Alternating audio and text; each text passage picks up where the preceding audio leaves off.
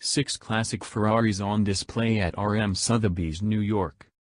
To commemorate its 70th anniversary, Ferrari is throwing parties all around the world, showcasing some of their most iconic cars for thousands of eyes of gleam over.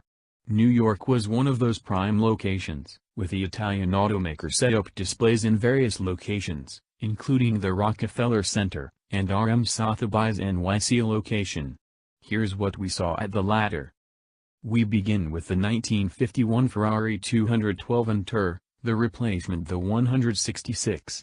Produced from 1951 through 1952, only 82 212 Inters were ever made. As was the case with many boutique sports cars at the time, Ferrari provided the chassis, engines, and transmissions, while custom coach builders like Carrozzeria Touring, Ghia, Vignale, and Pininfarina, then still two separate words, styled bodies to fit the chassis. The 212 Inter was the first Ferrari to sport a body designed by Pininfarina, kicking off a long-standing relationship between the two firms. Power came from a 2.6-liter Colombo V12 with 150 to 170 horsepower, depending on the carburetor and cylinder head arrangement. The 250 GT Berlinetta from the late 1950s is one of the most significant competition cars in Ferrari's history.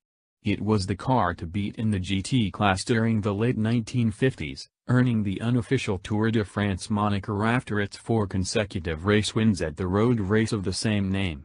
Only 77 cars were built between 1956 and 1959, sporting a 3.0-liter Colombo V12. Churning out between 237 and 256 horsepower, again, depending on the carburetor arrangement.